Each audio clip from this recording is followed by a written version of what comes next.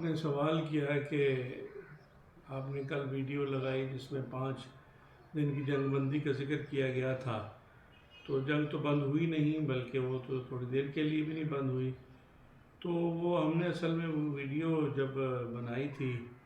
جب اس کے بارے میں کوئی ایسی خبریں آ رہی تھی کہ 5 دن کے لیے امریکہ نے اور اس سلسلے میں کوئی پیش رفت ہو رہی ہے۔ بہرحال یہ تو میں نے جیسے اپنی گفتگو میں یہ عرض کیا تھا کہ یہ سب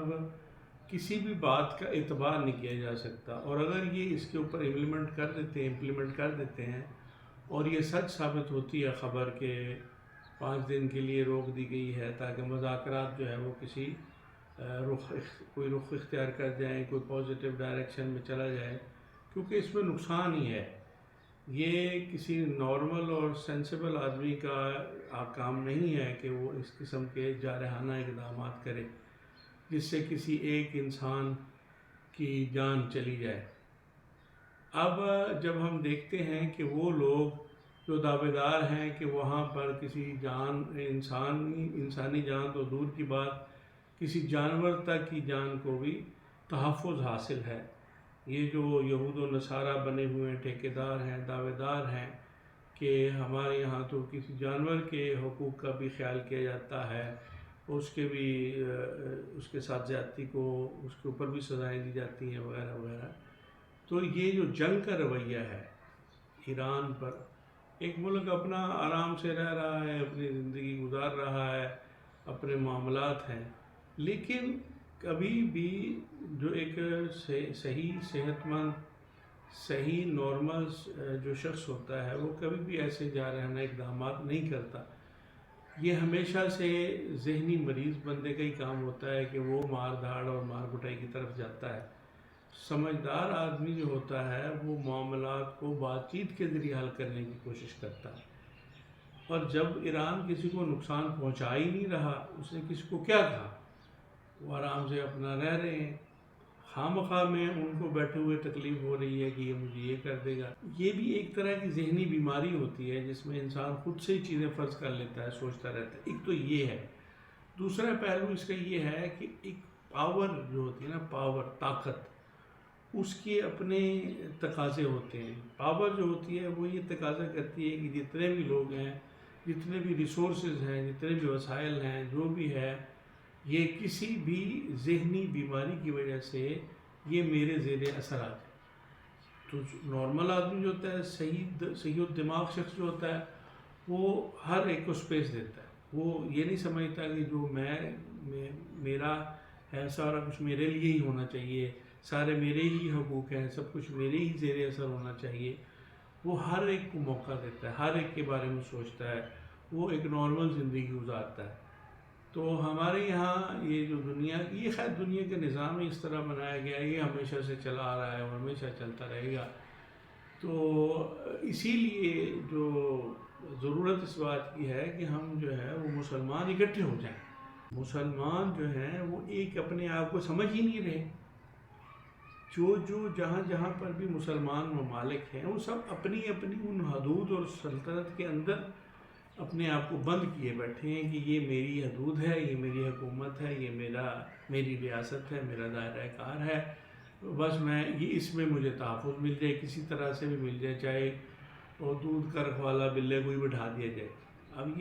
یہ جو جتنا بھی عرب ممالک کے ساتھ ہو رہا ہے، یہ سب دودھ کا رکھوالا بلے کو بنا لیا انہوں نے۔ اب بلے نے 5 خرب ڈالر مانگ لیا ان سے، پہلے بھی لے رہا ہے، اب ان کی جنگ خود انہوں نے چھیڑی ہے۔ تحفظ کتنی بڑی یہ سازش کیا ہے، اس میں سیدھی سی بات ہے، ان کو بیچاروں کو سمجھ ہی نہیں آ رہی، عقل ہی نہیں آ رہی، وہ کمزوری کے مارے ہوئے ہیں، اور کمزوری کا مارا جو ہوتا ہے وہ تو کہتا ہے وہ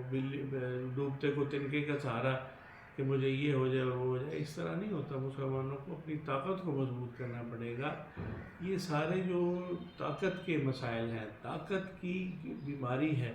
طاقت کی وجہ سے وہ سارا کچھ کر رہے ہیں۔ اب ان کے وہ انسانی حقوق اور جانوروں کے حقوق کہاں گئے؟ جو ہمارا دین تو کہتا ہے کہ کسی ایک انسان کا جو ہے اس کو مار دیا جانا، پوری انسانیت کو مار دیا جانا ہے، اور کسی ایک انسان کو زندگی دینا گویا کہ پوری انسانیت کو زندگی دینا۔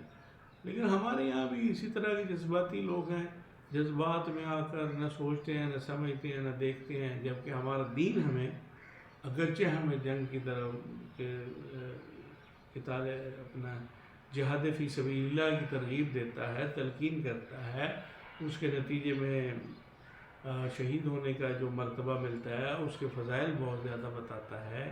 لیکن اس کے ساتھ ساتھ امن چاہتا ہے۔ وہ ہمیں چاہتا ہے کہ ہم دنیا میں جتنے بھی انسان ہیں وہ سب امن اور سکون کے ساتھ رہیں، ہر بندہ اپنی حد میں رہے، کوئی دوسرے کی حد میں داخل نہ ہو، کسی کو کسی کے معاملات میں ٹانگ اڑانے کی اجازت نہیں ہے، کسی کے بارے میں قرآن تو یہ کہتا ہے کہ گمان بھی نہ کرو۔ تو جب گمان کرو گے تو پھر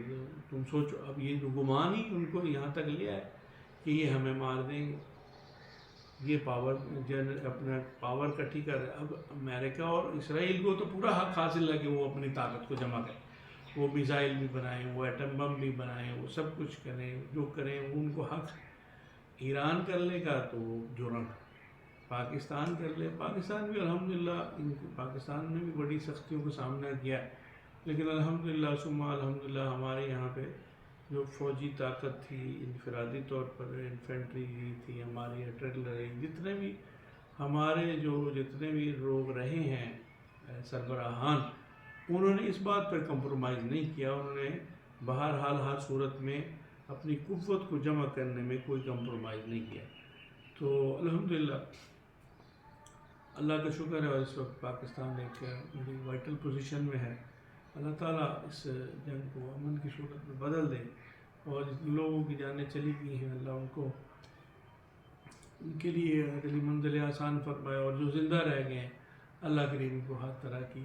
مصیبت، پریشانی اور اس امتحان اور ابتلا سے محفوظ